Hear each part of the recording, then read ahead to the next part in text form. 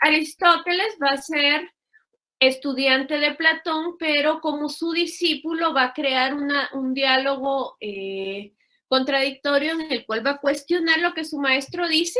Hasta ese momento esto era parte de la metodología, cuestionar a tu maestro y a partir de eso ir tomando qué era lo que tú considerabas cierto y qué no. Y Aristóteles va a tener un planteamiento, es decir, mira Platón, yo creo que la realidad no se divide en dos mundos. En eso de los objetos, las esencias, yo creo que están intrínsecamente relacionados. Eso es una influencia del maestro de Platón, Sócrates, porque si se recuerdan, Sócrates decía que algo no era totalmente bueno o totalmente malo, sino que podía ser bueno según las circunstancias de alguien y malo según las circunstancias de otra persona. Entonces Aristóteles hace el análisis de esto que ya nos planteaba Sócrates y observa la necesidad de Platón de dividir la realidad y el mundo de los objetos de las ideas o la esencia del sujeto. Y dice, yo creo que ambos son sustancias que se forman, o sea, la materia y la forma están fusionadas y son ambas las que van conformando todo lo que nosotros alrededor entendemos como realidad. Y entonces empieza una serie de estudios bastante científicos para el análisis humanista y lo va a hacer a través de la observación, de una observación disciplinada y constante. Pues él consideraba que la mejor experiencia de conocimiento que podíamos tener era a través de nuestros sentidos y después de observarlo y percibirlo por medio de nuestros sentidos, podíamos venir y concebir bajo ya el análisis y el razonamiento, un planteamiento que podría llegar a ser la verdad. Hasta este momento seguimos buscando la verdad. Pero Aristóteles empieza a plantear que él no está de acuerdo en que Platón y Sócrates sigan hablando, que no tiene coherencia que hablen de una sola verdad y hablen de diferentes manifestaciones divinas. Aristóteles es el primero que viene y plantea que él sí considera que hay una sola alma sensitiva, una sola fuente de todo conocimiento y que está presente en todo, está presente en todas las cosas.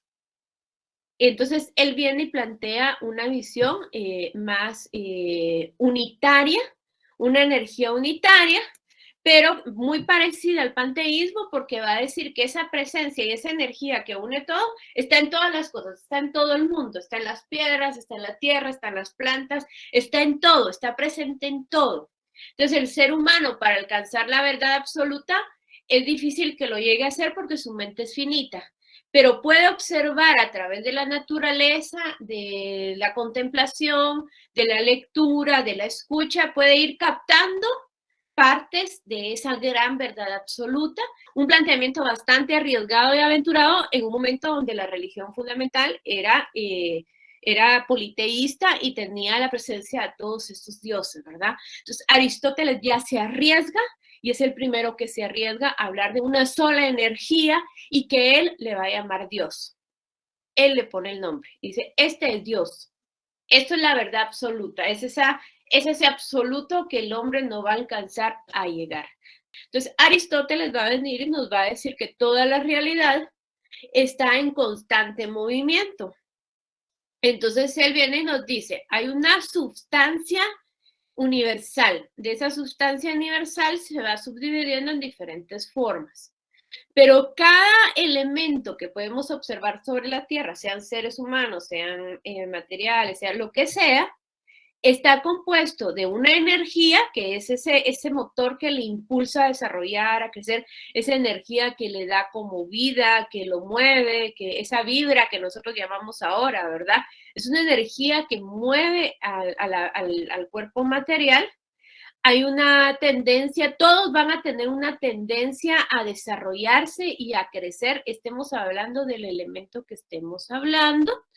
Y hay una acción constante, hay una actividad constante. Hoy algo puede ser un árbol, mañana puede ser una silla, mañana puede ser leña, mañana puede ser ceniza, mañana puede ser un elemento sagrado de un ritual católico, mañana pues, y así vamos viendo cómo todo se va transformando, y eso le va esto va a incluir la observación del tiempo también, que el tiempo existe como tal, y lo que va cambiando es la acción de los elementos. Y nosotros al tiempo lo vamos a llamar así, o sea, Aristóteles dice, le vamos a llamar a lo que nosotros llamamos tiempo, esa energía, ese momento eterno que realmente nosotros decidimos subdividirlo y darle medidas para poder entender lo que está sucediendo.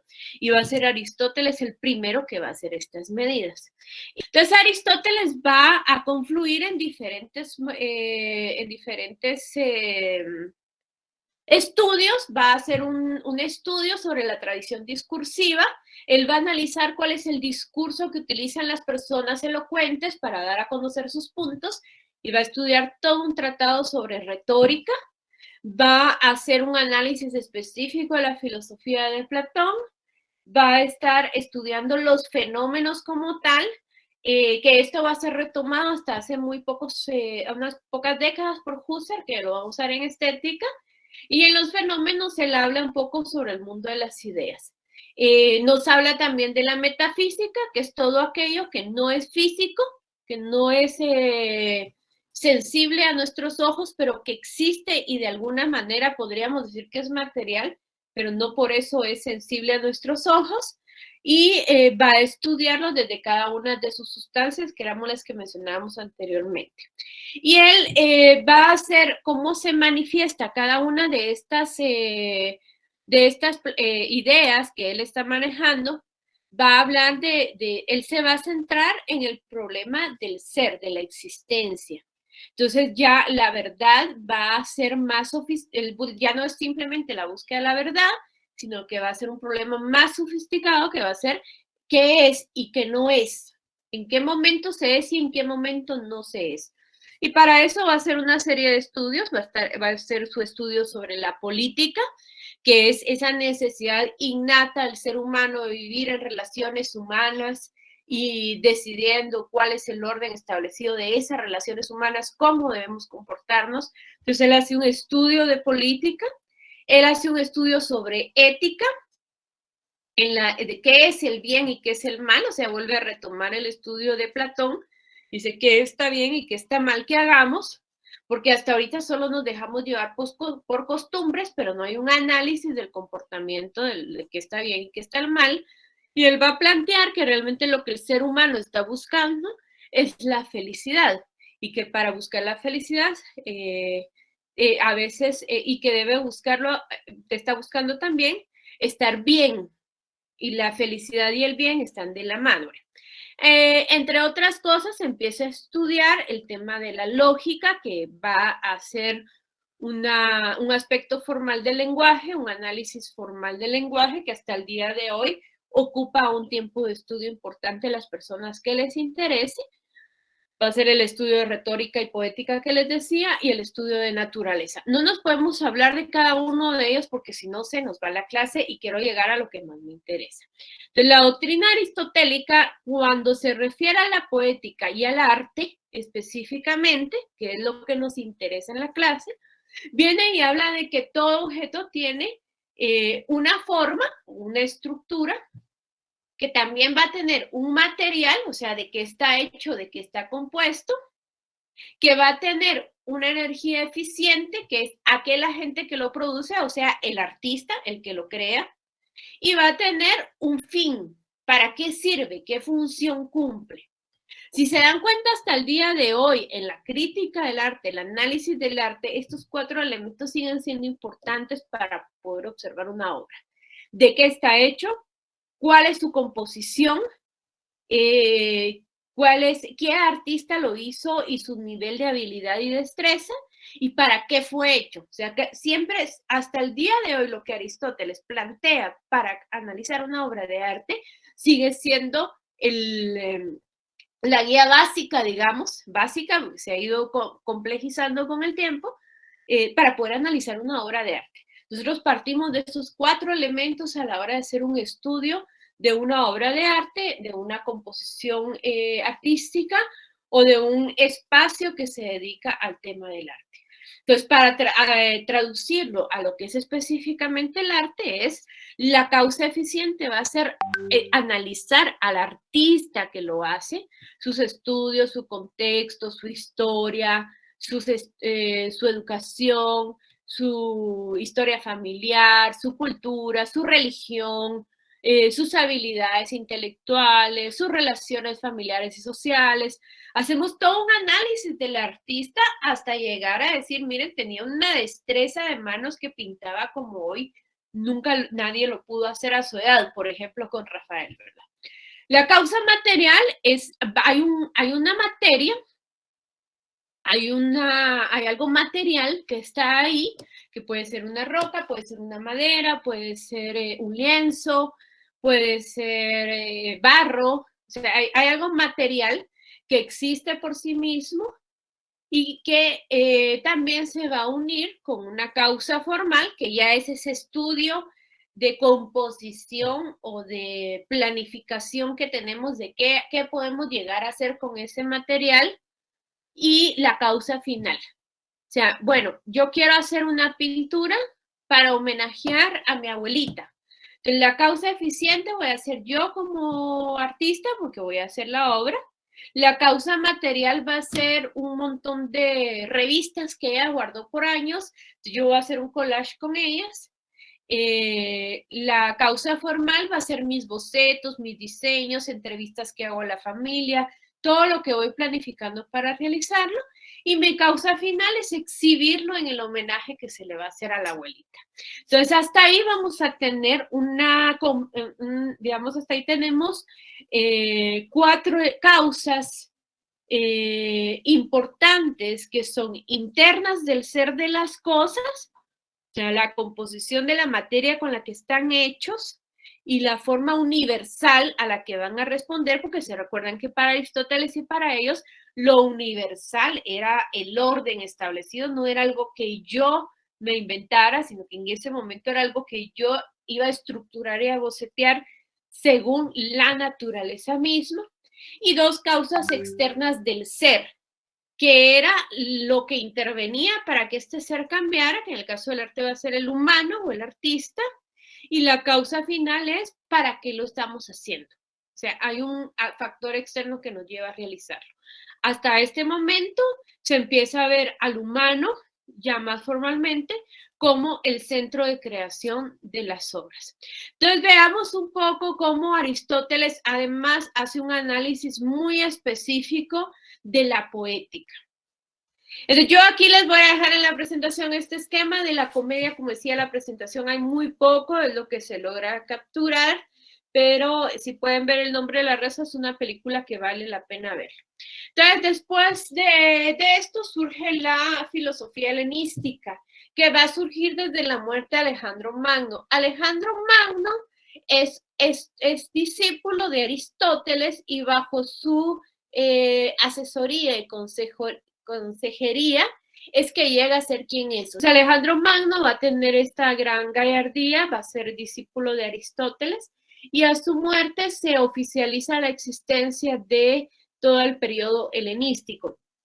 Con Alejandro Magno ya habían algunos filósofos que se consideran helenistas y que van a incidir precisamente como referencia para el arte por influir en esta exageración de todo. Ellos retoman muchos de los pensamientos presocráticos, socráticos, platónicos, pero los retoman en una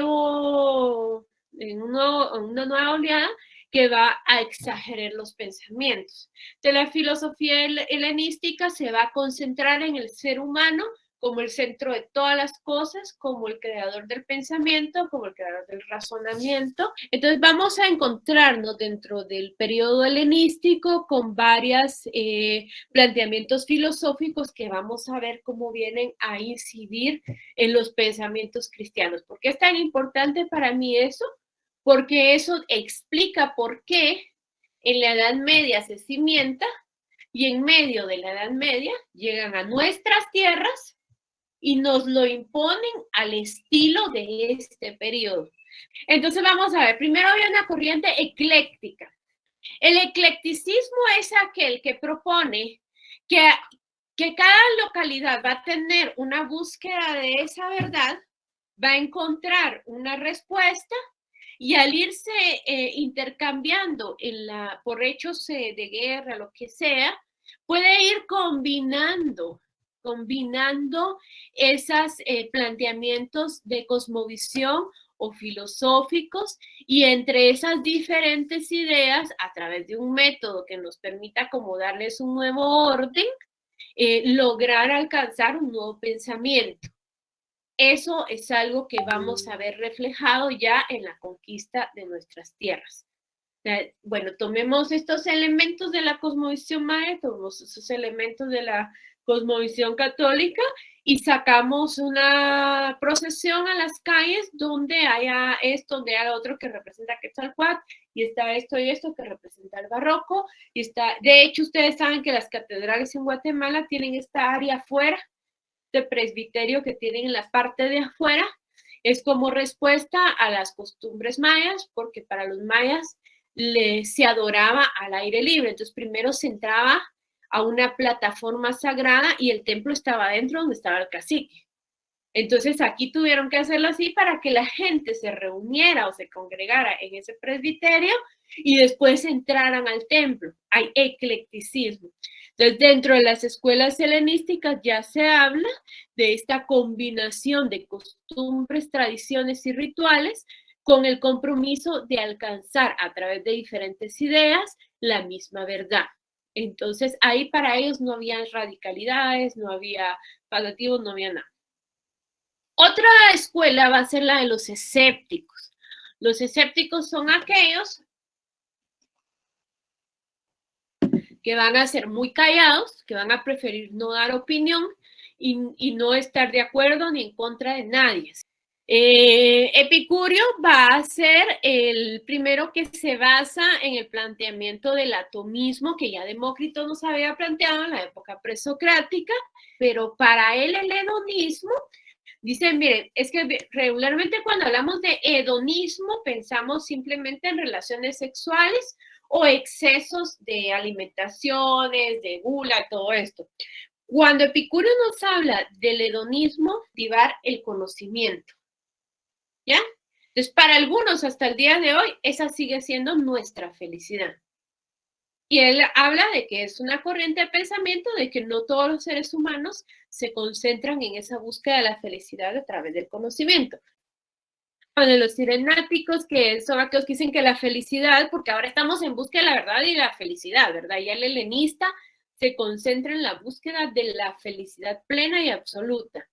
Entonces, hablan de que se puede lograr a través del disfrute de las cosas y está relacionada con la escuela de los hedonistas y hablaban de que una buena forma de vida podía como llevarnos a este estado de felicidad total que nos permitía llegar a más conocimiento. Los atenienses nunca aceptaron ese tipo de escuela porque lo veían bastante inclinado a un hedonismo más mediático, más finito, como el que el mismo Epicurio en algún momento criticó. Entonces, aquí está, digamos, hablemos del neoplatonismo. El neoplatonismo va a ser un grupo de personas donde Plotino va a sobresalir. Aquí estamos hablando, fíjense, de una corriente filosófica que surge 200 años después de la era común, o sea, 200 años después de haber nacido Cristo, o sea, 167 años después de que Cristo muere, o es asesinado, o es ajusticiado. Estamos hablando de este movimiento en Grecia. O sea, Jesús estuvo en medio de estos pensamientos. Los neoplatonismos son Platón, pero potenciado al 100%. O sea, era Platón, exageraban todo. Entonces, ellos hablan de todo lo que nos decía Platón, pero así de un plano totalmente llevado a la exageración. ¿Qué quiere decir eso? Para los neoplatónicos hay bien y hay mal. Aquí las cosas son buenas y son malas. Y las buenas están con bueno, las buenas están del lado que debe ser y las malas deben ser juzgadas. Entonces, los neoplatónicos hablan del bien y del diablo, ¿ya? ¿Y quién es el bien absoluto y verdadero? Ay, ¿quién será el bien absoluto y verdadero? Pues bueno, ya Aristóteles nos hablaba de un Dios que está en todo. Pero Platón nos hablaba de una luz que estaba más allá. ¿Se recuerdan de la teoría de la caverna? Está un sol hasta allá, estamos viéndolo y dice, ah, entonces hay un Dios que está fuera de este mundo. Y es el que, la fuente de todo conocimiento, la fuente de toda verdad, es omnisapiente, es omnipresente y es omnipotente, porque todo lo puede, todo lo sabe, en todos lados está. Pero surge desde allá afuera. Entonces los neoplatónicos hablan de una relación vertical con ese Dios o es ese único Dios y esa verdad absoluta. Y ese bien, ellos están arriba y los malos están abajo. ¿Ya? Y ellos empiezan a plantear esa relación vertical, que hasta ese momento no se había como... O sea, sí sabíamos que habían élites, sí sabíamos que había alguien que mandaba, pero ellos ya hablan de una relación vertical como tal. Ahora, vienen los filósofos neoplatonistas y consolidan esto ya como una última de las últimas corrientes del periodo griego-romano, cuando el cristianismo está creciendo. ¿Y qué pasa? El cristianismo adopta estas ideas y estas ideas son más ajustables al planteamiento de un Dios único que hablaba un tal Jesús de Nazaret. Plotino